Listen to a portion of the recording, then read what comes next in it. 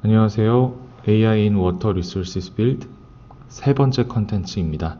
수자원 분야에 종사하고 계신 전문가분들과 인터뷰를 하는 내용을 담고 있습니다. 수자원 분야의 입문자분들께 현재 현업에서는 AI와 관련된 어떠한 사업이 진행되고 있고 또 어떠한 기술들이 적용이 되고 있는지 등등을 이 분야의 전문가와 함께 이야기를 나눠보도록 하겠습니다. 이번에는 우리나라의 대전에 위치하고 있는 한국수자원공사에 방문을 하였습니다. 한국수자원공사는 우리나라의 물산업을 이끌고 있는 대표적인 기업이 되겠습니다. 수자원공사를 K워터라고도 하는데요. 이 K워터의 미션은 물이 여는 미래, 물로 나누는 행복, 그리고 비전은 기후위기 대응을 선도하는 글로벌 물기업입니다. 이 K워터에는 다양한 연구 센터들이 존재합니다.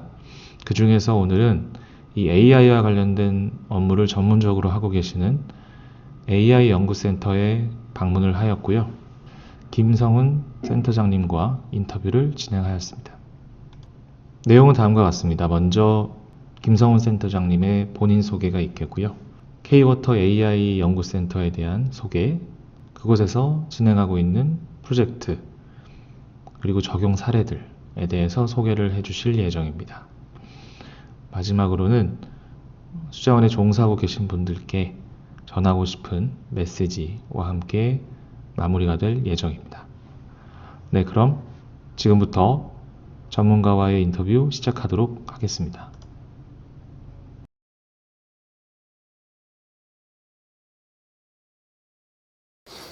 소개받은 K워터 AI 연구센터의 김성훈이라고 합니다. 카이스트에서 토목을 전공을 하고 학사, 석사, 박사를 다 마쳤습니다. 대학원 박사 주제는 저수지 수리 쪽을 연구를 했는데요. 현재는 지금 AI 센터장을 하고 있죠. 한 3년 전부터 이제 어떠한 엔지니어링이나 사이언스 분야에서도 AI를 빼고서는 이야기할 수 없는 시대가 도래를 해서 저희 이제 K워터에서도 모든 연구에 있어서 한번 AI를 적극적으로 도입해보자는 취지가 있었어요. 그래서 이제 TF를 만들었습니다. 그래서 AI 연구센터를 만들게 되었고, 그것이 이제 정식 직제화가 되면서 현재는 토목, 그리고 뭐 전산, 전자통신, 그리고 통계하시는 분들까지 다 연합군으로 모여가지고 하고 있는 그런 센터를 맡고 있습니다.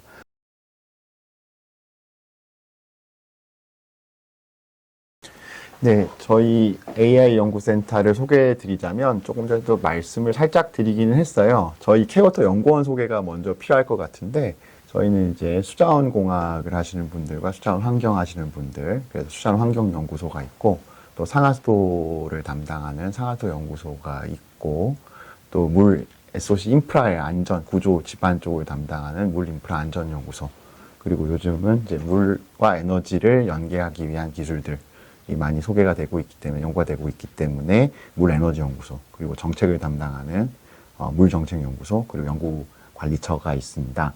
저는 연구관리처에서 일을 같이 하고 있고요. 그래서 각 소들이 가진 특징들 중에서, 도메인 지식 중에서 AI와 연계될 부분들은 저희가 도맡아서 한다고 보시면 되겠어요. 결론은 저희는 상하수도 분야, 그리고 수자원 분야, 그리고 물 에너지 분야, 그리고 수질 분야에 대해서 다양한 주제를 다루고 있긴 한데요. 그 중에서도 사실 좀 특징적인 부분을 뽑아보자면, 제일 먼저 저희가 시작을 했을 때 저는 수공학하고 수환경을 전공을 했기 때문에 AI 기반의 홍수 분석 기술을 좀 중점적으로 했고요. 이 부분에서는 사실 상당한 경험치를 가지고 있다고 자부를 하고 있습니다. 또한 저희가 위성연구센터도 보유를 하고 있어요. 연구원 내에. 그래서 그쪽에 협업을 해서 원격 탐사 모니터링 기반의 수자원 예측 또는 이제 수질 예측 부분, 수질 모니터링 부분도 저희가 하고 있고요. 또 이제 전체적인 수계의 물 순환을 검토할 수 있는 그런 기술들을 파악하기 위해서 장단기 물수 예측 부분도 저희가 AI로 한번 해보고 있습니다. 뭐 이런 것들을 종합을 하게 되면 저희가 이제 좀 오늘 주제에 맞게 말씀을 드리자면 이제 미계층 유역에 대해서 AI를 통한 이제 가상 센서링이죠. 버추얼 센서링 쪽에도 좀 저희가 집중을 하고 있고요. 그 외에 이제 말씀드린 대로 이제 정수장까지 이제 이 물들이 순환이 되게 되면서 결국 정수 처리 시설을 통해 가지고 공급까지 가야 되는 관계가 있기 때문에 그 모든 물순환 관계에서의 AI나 빅데이터 활용에 대한 연구는 도맡아서 하고 있다라고 일단 말씀을 드리고 싶습니다.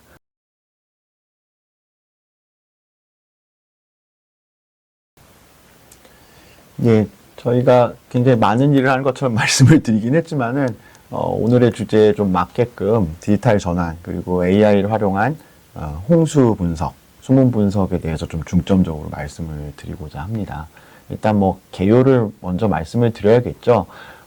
대한민국 환경부에서는 사실은 댐 하천 디지털 트윈 플랫폼이라고 해서 작년부터, 예, 댐과 하천의 디지털 트윈 기반의 물 관리를 시행을 하고자 하였고요. 그러한 이제 로드맵들이 이제 여기 화면을 보시는 것 같이 나와 있어요. 그러니까 댐과 하천 그리고 물 관련 모든 정보를 빅데이터하고 이것을 이제 핵심이 되는 AI 기반으로 시뮬레이션 툴을 전환하겠다. 그런 목표를 세우고 있고요. 또한 또 이거에 필요한 이제 제일 중요한 게 데이터 아니겠습니까? 데이터를 어떻게 확보할 것이냐. 그래서 국가하천하고 지방하천에서 CCTV 중심으로 데이터를 굉장히 확보했어요. 제가 알기로 8,200-300개 정도의 CCTV가 하천에 설치가 되고요. 수문 정보의 보강을 위해서 하천 관측 장비도 보강을 합니다.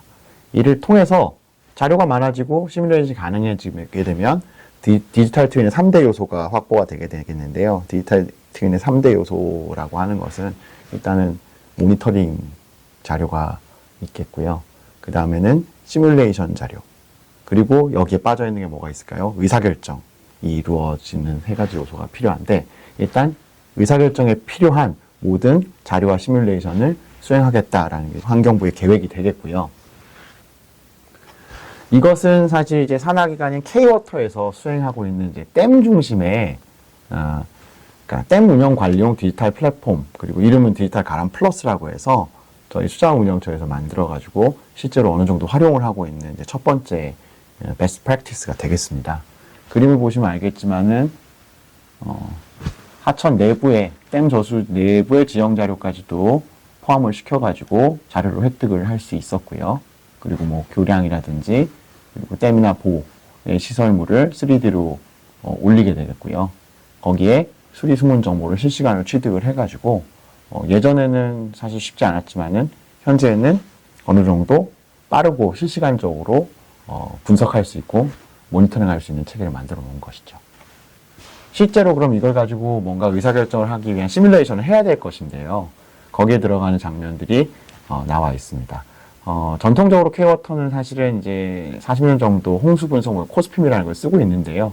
뭐 이름이 중요한 것은 아니고 사실은 이것은 럼프트 모형입니다. 네. 집중형 모형으로 기반으로 되어 있는 모형인데 이것을 가지고 홍수 의사결정을 계속 고도화를 시켜서 아직까지도 홍수 분석 그리고 댐 운영 의사결정에 쓰고 있어요. 그래서 여기 보시는 건 나중에 한번 다시 소개해 드리겠습니다. 홍수 분석 모형, 그 다음에 예측 결과, 그리고 종합 현황 등을 한눈에 보실 수가 있게 되겠죠.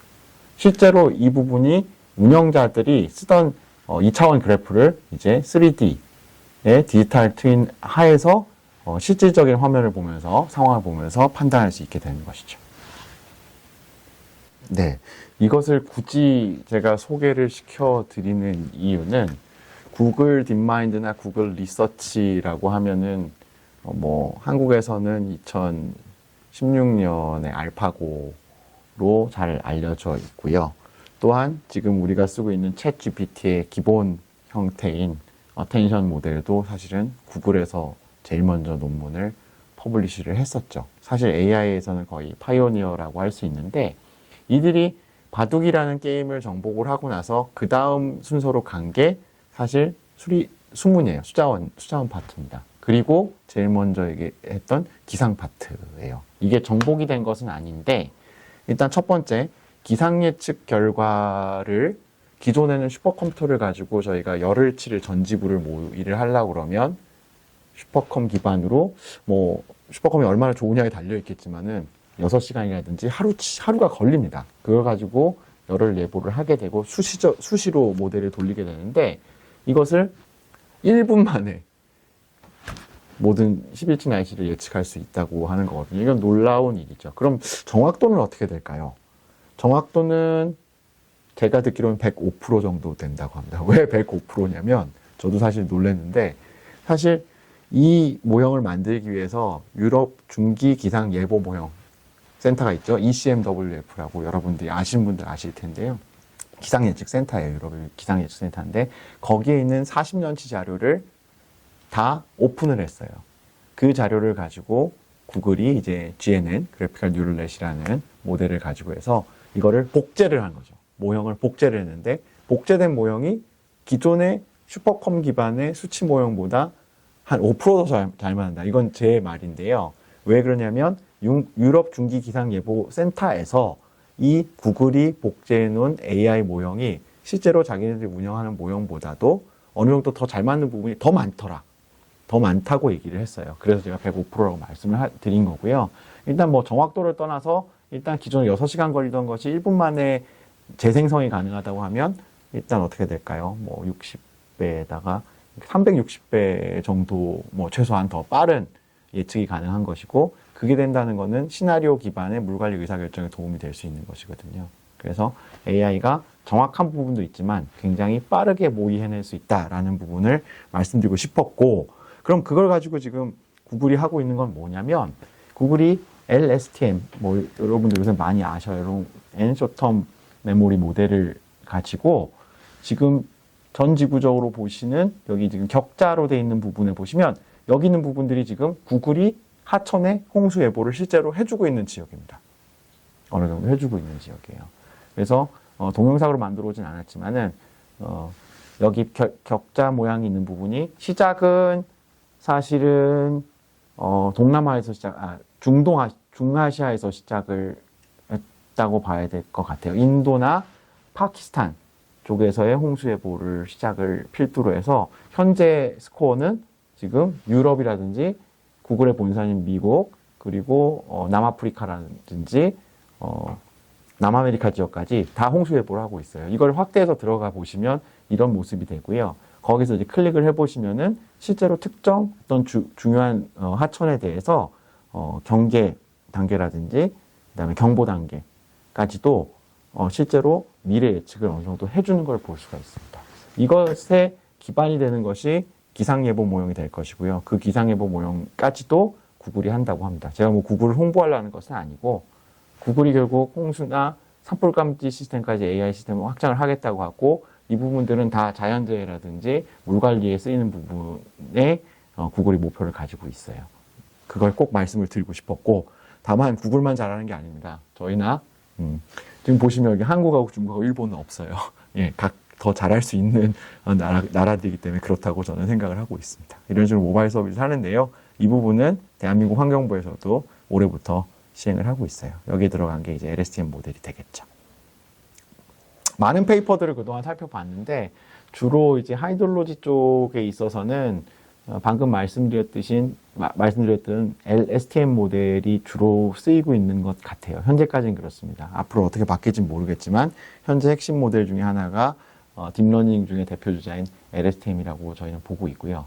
그럼에도 불구하고 이러한 RNN 계통, 리커런트 뉴럴넷이죠. LSTM과 GRU가 대표적인 모형이 되겠습니다. 상세한 내용은 다른 시간에 소개할 수 있을 거라고 생각을 해요. 그 외에도 기존에 우리가 그냥 딥러닝 모델이라기보다는 단순한 머신러닝 모델인 디시전 트리, 뭐 그라디언트 부스팅 모델이라든지 랜덤 포레스트 모델이라든지 또 데이터만 어느 정도 충분하면은 굉장히 좋은 퍼포먼스를 보여주고 있다는 걸 제가 경험으로 얻었기 때문에 그 부분에 대해서 잠깐 소개를 드리면 저희가 일단 LSTM부터 가겠습니다. 금강유역에 대해서 저희가 홍수를 한번 분석을 해봤는데요. 금강유역의 이제 대표적인 댐은 용담댐과 대청댐이 되겠고요. 그래서 저희가 용담댐 상류부터 해서 용담댐에서 대청댐까지의 하천 그리고 대청댐 하류에 대해서 LSTM을 가지고 분석을 쭉 해봤어요. 다음과 같이 이제 모식도가 나오는 것이죠. 용담댐 그리고 대청댐 그리고 대청댐 하류가 되겠는데요. 용담댐 대청댐 사이에 무수한 지류들이 있겠죠. 지류들을 다 50도화 했습니다. 자료 수집에 있어서는 간단하게 설명을 드릴게요. 뭐 데일리는 큰 홍수 분석에 큰 의미는 없겠지만 데일리와 얼리를 나눠 가지고 저희가 데이터 수집을 했고요. DB 자료들입니다. DB 자료를 가지고 파이썬 코드를 활용을 했는데요. 네, 파이썬 라이브러리를 가지고 데이터 익스포팅을 하고 실제 전체적인 수익량 관측소의 현황을 확인을 한 후에 제일 중요한 거죠. 특정 기간에 이상 데이터가 있을 가능성이 높습니다. 그런 부분들은 저희가 직접 처리를 좀 하게 되겠고요. 그리고 결축 부분에 대해서도 저희가 버리거나 보관하는 작업을 거치게 됩니다. 그래서 마지막으로 품질 확인이 끝나면 분석을 들어갈 수 있는 근간이 되죠. 그래서 실제로 어떤 정도의 데이터를 썼는지 좀 말씀을 드리면 용담댐 상류는 사실 강우 유출 수문 반응에 대한 부분이 되겠는데요. 자료는 한 20년치까지 사용을 했다고 보시면 되겠어요. 그리고 상류댐인 용담댐부터 대청댐의 상류까지는 데이터의 품질이나 그 다음에 추가적으로 얻어진 그 수위 관측소와 유량 관측소 문제가 있어가지고 저희가 9년어치 정도의 자료만 활용할 수가 있었습니다. 그리고 대청댐의 하류 부분에서는 금강으로 흘러가는 물이 되겠죠. 그쪽에 대해서는 11년치 정도의 자료를 활용을 했어요. 그래서 강우량, 그리고 수위, 그리고 유량 자료를 다음과 같이 스테이션의 개수를 전체적으로 확인했고 그 중에서 저희가 좀 버릴 스테이션을 버리고 필요한 부분만 확보를 해서 수행을 했습니다. 결과는 어떨까요? 후다 기반 LSTM을 아월리로 돌렸을 때 트레인셋은 사실은 거의 완벽합니다. 0.9 이상의 정확도가 나오는데 이건 별로 중요한 게 아니고요. 밸리데이션과 그리고 순수한 테스트셋까지 쭉 넘어가게 되는데요. 지금 이제 영동군의 양강교라는 지점에서는 사실 내시 서클리프 이피션시 기준으로 했을 때 그리고 RMSE 기준으로 했을 때 보면 유량이 피크가 한 2000일 때 30 정도, RMS 30 정도, 그리고 NS 정도 0.9 이상. 이 정도면은 사실은, 딥러닝 할아버지가 와도 이상한 결과를 주지 못할 거예요. 이 정도 우수한 스코어를 얻었는데요. 또 다른 데를 한번 보시면은, 용담점에 좀 많이 하류 지점으로 넘어갔죠. 트레인 밸리데이션까지는 어느 정도 합리적인데, 실제로 우리가 봐야 되는 순수한 블라인드 테스트 셋에 있어서는 사실 0.78까지 떨어져요. 이 정도면 이제 의문이 생기죠. 야, 이걸 써야 되는지. 예. 특히 피크 부분이 좀 안 맞는 부분이 일정 부분 생기게 되었거든요. 이런 현상이 있었고요. 잘 맞는 데도 있고 안 맞는 데도 있는 거죠. 그거를 총괄적으로 나타낸 게 이 표거든요. 지금 보시면 저희가 물 흐름에 따라 가지고 전체적으로 분석한 AI 홍수 부분이 모두 잘 맞을, 예를 들면 0.8 이상이면은 어느 정도 NSE 기준으로 맞다고 봤을 때, 우수한 경우가 전부 우수하지 않아요. 파란색은 굉장히 우수해가지고 당장 우리가 홍수 예보나 아니면은 댐 방류 의사 결정할 때 하루의 피해를 예측하게 쓸 수 있다라고 할 수가 있을 것 같은데 안 맞는 부분도 생깁니다.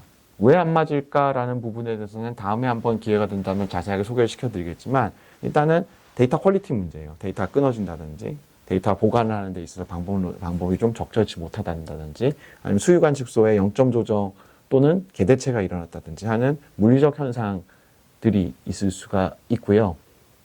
그 부분이 사실 제일 큽니다. 그렇기 때문에 저희가 해야 될 일은 각 지점에 대해서 데이터의 품질을 올리는 것이 일단 기본이 되겠고 그 다음에는 이제 적정한 AI 모형을 반영하는 것이 목표가 될 것 같아요.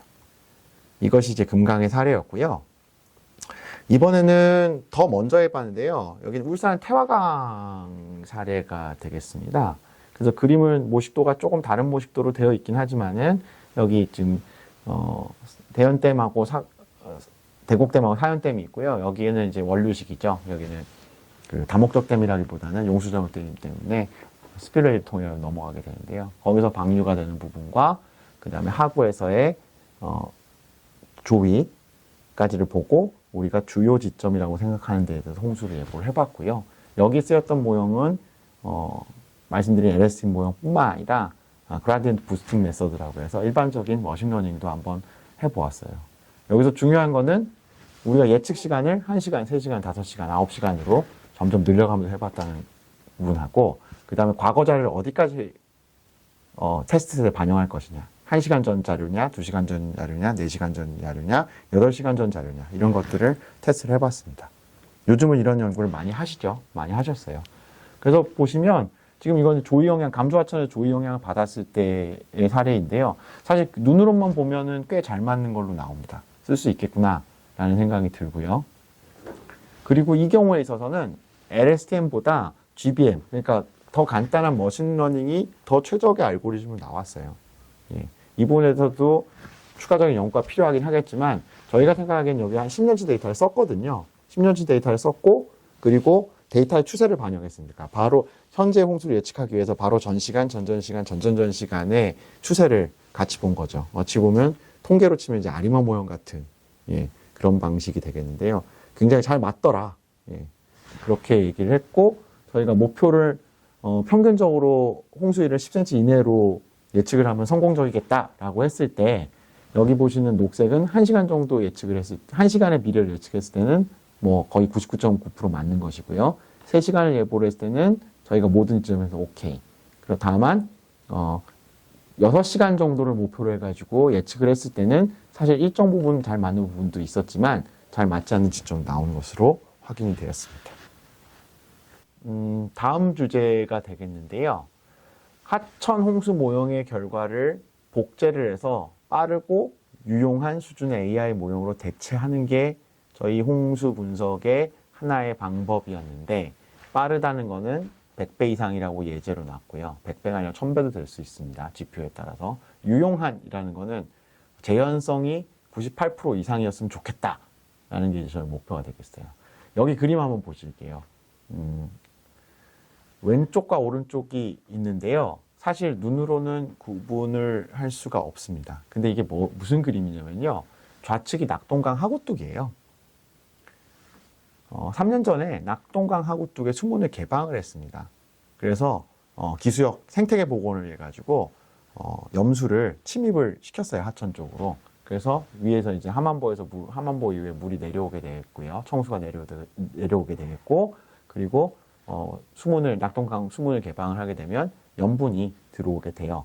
그럼 염분이 들어와가지고 상류까지 밀려나가게 되는데 너무 많이 올라가게 되면 거기에 있는 이제 부산 같은 경우에 물금 주차장이라든지 매립 주차장에 염분이 들어가면 정수장에 엄청난 장애가 있겠죠. 그래서는 안 되는 것이거든요. 그래서 적정한 수준의 개방을 해야 되기 때문에 저희가 2차원 모형을 가지고 실험도 했고요. 2차원 모형을 돌려가지고 어디까지 염분이 어느 정도까지 간다는 것을 어느 정도 합리적으로 예측을 했습니다. 그거를 비슷한 방식으로, 홍수 분석과 비슷한 방식으로 모형을 한번 서로게이팅 한 거예요. 복제를 했을 때 그럼 정확도가 어느 정도 되느냐라고 봤는데 저희는 한 98%가 나왔어요. 그럼 이것의 의미는 무엇이냐면 원래 수치 모형, 2D 모형이니까 이번엔 시간이 좀 걸리겠죠. 한 번 돌리는데 한 병렬을 돌려도 한 30분 정도의 하나의 시나리오가 모의가 되는데 이것을 잘 복제를 해서 내삽을 하게 되면 뭐 1초 동안에도 10번 정도의 시나리오를 돌릴 수가 있죠. 그러면 결국은 오른쪽과 같이 댐 운영 모형에 쓸 수가 있는 것이죠. 예. 지금까지는 상황이 닥치게 됐을 때에 사전 검토할 수 있는 시나리오가 10개였다고 한다면 앞으로는 AI를 활용해서 얘를 보조수단을 써가지고 100번이든 1000번이든 해볼 수가 있는 것이거든요. 어차피 시뮬레이션은 100%의 예측력을 담보하지 못하는 건 마찬가지이기 때문에 그러한 시나리오를 통해서 저희가 좀 더 그러니까 최적화 개념으로 가는 거죠. 어떻게 운영을 해야 하류의 피해도 덜 주면서 상류도 영향을 안 주고 덜 주고 할 수 있는지에 대한 판단을 위해서 쓰겠다는 것이 되겠습니다. 뭐 거기에 들어간 기법들에 대해서는 그냥 간단하게 이것이 구글이 썼던 그래프캐스트, 그러니까 구글이 아까 그 유럽 중기 기상 예보 모형을 학습을 시킬 때 썼던 그래프캐스트라는 GNN 기반 그래피컬 뉴럴넷의 방법론이고요. 이것이 사이언스의 작년 8월에 논문으로 나온 것으로 알고 있습니다. 그리고 저희가 1D 모형, 2D 모형을 학습을 시킬 때는 MLP 믹서 방법이나 1D CNN을 썼어요. 얘보다는 좀 더 과거에 나온 형태긴 하지만은 저희가 2차원을 학습시키는 데는 충분했다라고 말씀을 드릴 수가 있겠네요. 그리고 홍수 쪽에서 데이터를 수집하는 쪽에 있어서 이제 컴퓨터 비전을 또 빼놓을 수가 없을 것 같아요. 예. 아까 CCTV를 8,300개를 환경부에서 추가로 확인을 했지만 제 개인적인 생각에는 아직도 저희는 데이터에 목마르다라고 할 수가 있어요. 그렇다면 저희가 여기 이제 목자판이 되겠습니다. 그러니까 하천에 세워놓는 수위표예요. 수위표도 이제 CCTV를 많이 달아놨기 때문에 CCTV를 돌려가면서 혹은 고정형을 가지고 계속 주시를 하면서 거기는 수위를 읽어낼 수가 있는 거죠. 그것은 예측 수위가 아니라 실측 수위이기 때문에 그 데이터를 계속 쌓아둠으로 인해서 저희가 물리 모형을 돌리던 AI를 돌리던 할 때 자료로 쓸 수가 있겠죠. 그 예시를 보여드리는 것이고요. 그래서 이것도 역시 저희가 버추얼 센싱의 일부일 수는 있는데요. 이것을 이제 버추얼 목자판이라고 해서 실제 목자판이 아닌 가상의 목자판을 활용해서 데이터를 수집하는 기술도 연구를 하고 있습니다.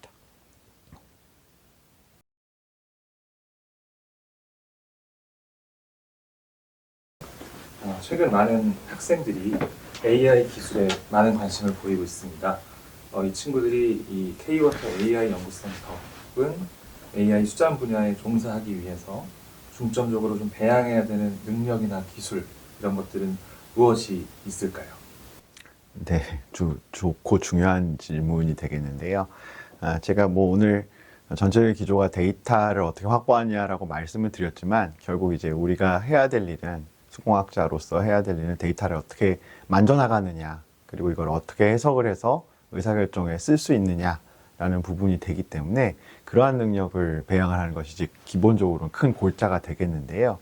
지금 이제 사실 우리가 유튜브를 보면서도 또 학교에서도 많은 AI 스킬을 가르쳐 주고 있습니다. 그래서 AI에 대한 분석 도구, 뭐 파이썬을 쓴다, 파이토치를 쓴다, 뭐 케라스를 쓴다는 걸 많이 배우고 있는데요. 사실 그 부분은 이제 거의 기본 소양이 돼가는 것 같아요. 그런 부분들은 꼭 갖춰야 될 역량이라고 할 수 있고요. 또 어차피 우리가 수공을 하면서 통계를 꼭 배우기 마련인데요. 수문 통계도 배우게 되고 기초 통계도 배우게 되는데 이 부분이 사실은 AI 기술의 근간이 되는 기술이거든요. AI는 그런 통계적 기반에서 좀 더 고도화된 개념이라고도 볼 수 있기 때문에 그 부분에 대한 기초를 좀 더 다져가는 것이 필요할 것 같다고 생각을 합니다. 이를 통해서 데이터가 뭐가 잘못됐는지 그리고 데이터와 데이터 간의 관계가 어떻게 되는지 그리고 이 데이터를 가지고 예측이나 분석했을 때 어떻게 적용하면 좋을지 에 대해서 판단을 하는 근거가 될 거라고 생각을 해요. 뭐 좀 더 기술적으로 해보자면 저희가 오늘 이런저런 얘기를 좀 짧은 시간을 많이 드리기는 했는데 일단은 시계열 데이터를 어떻게 다루느냐가 아마 강우 수문 반응이라든지 그리고 그 다음에 하도의 추적 쪽에서 되게 중요한 요소가 될 것이고요. 또한 이제 비전 관련된 기술들은 요즘 극도로 발달을 하고 있어요. 사실은 자고 일어나면 바뀌는 수준이긴 합니다. 그렇지만 기본적인 스킬은 컨볼루션 뉴럴 네트워크에서 나오는 부분이기 때문에 그 부분에 대한 기초를 좀 확실히 해두시면은 그것을 통해 가지고 파생되는 어떤 컴퓨터 비전에 관련된 기술들도 많이 갖추실 수 있으실 것 같아요. 그리고 현재로서는 잘 모르겠지만 앞으로 각광받을 부분 그리고 중요한 부분은 사실 알파고에서 다 봤던 거예요. 강화학습 기술이 되거든요. 과학습 기술은 사실은 AI판 최적화라고 할 수가 있습니다. 그 부분들에 대한 것들이 기본 연구는 많이 되어 있고 산업계통이라든지 어떤 물건에 하는 제조 영역에서는 많이 쓰이고 있는 것 같아요. 근데 이제 수자원 전체적인 물 순환을 보는 부분에 있어서는 사실 불확실성이 여전히 높기 때문에 그것을 어떻게 목적 함수를 딱 두고 정확하게 강화학습을 가는지에 대한 연구가 지금 막 각광받기 시작하는 추세이기 때문에 여러분들이 그런 부분에 대해서 많은 관심을 가지고 스터디를 하시면 되게 좋을 것 같습니다. 그리고 조금 더 뭐 저희가 만든 것들을 이제 내보일 수 있는 그런 기술 역량도 요즘은 굉장히 중요하거든요. 그런 이제 디플로이라고 합니다. AI 모델을 내가 전개를 해가지고 남한테 보여주고 해석한 결과를 남한테 좀 더 쉽게 알려줄 수 있는 그런 역량도 갖춰주신다고 그러면 더할 나위 없을 거라고 생각합니다.